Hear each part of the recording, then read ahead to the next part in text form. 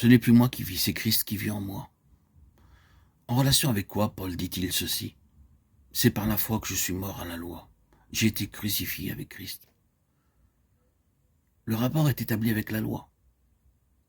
Quelle était l'intention, l'objet de la loi?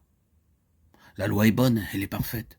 Elle a pour dessein de nous rendre semblables à Dieu, de produire la piété ou de reproduire l'image de Dieu, ou les traits de la piété en nous. La loi est l'expression de la pensée de Dieu. Elle exprime la pensée et l'attitude de Dieu à l'égard de la vie, non seulement à l'encontre de bien des choses, mais aussi en faveur de bien des choses.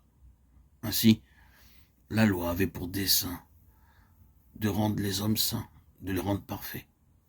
Et l'apôtre s'appliqua à la loi en vue d'être saint et conforme à la pensée de Dieu. Mais il découvrit que la loi ne pouvait pas réaliser ce dessein en raison de ce qu'il était en lui-même. Paul rend cette chose claire dans la lettre aux Romains, où il montre que l'échec de la loi était dû à la faiblesse de la chair. Néanmoins, c'était là l'objectif de la loi. La loi donc a échoué à cause de l'homme faible. Cependant, il y a un Fils puissant de Dieu. J'ai été crucifié quant à la loi en vue de vivre pour le Fils puissant de Dieu.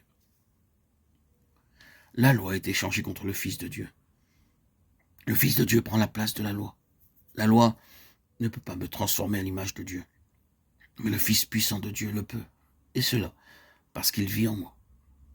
La loi m'a trouvé en moi aucun élément de force, de capacité et d'aptitude à satisfaire Dieu. C'est là où la loi a échoué, car il n'y avait rien en moi qui puisse satisfaire Dieu. Maintenant, Christ vit en moi, et si je vis, ce n'est plus moi qui vis, c'est Christ qui vit en moi.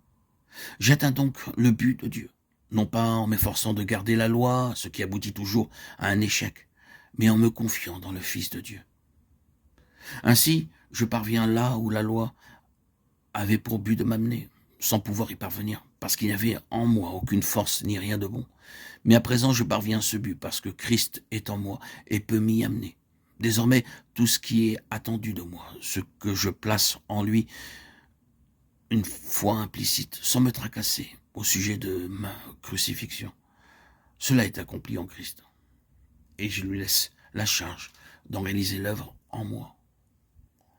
Oh, le danger sans borne, les multiples dangers dans cette conscience de soi qui naît d'une mauvaise sorte de subjectivité, celle qui consiste à être occupé de ce que nous sommes ou de ce que nous ne sommes pas au lieu de la sainte subjectivité. Christ est le sujet à l'intérieur et je suis occupé de lui. La foi au Fils de Dieu, occupé non de mon imperfection, mais de sa perfection, non de quelques faiblesses, mais de sa force, non de mon incapacité, mais de son pouvoir, non de moi-même, de quelque manière que ce soit, mais de lui.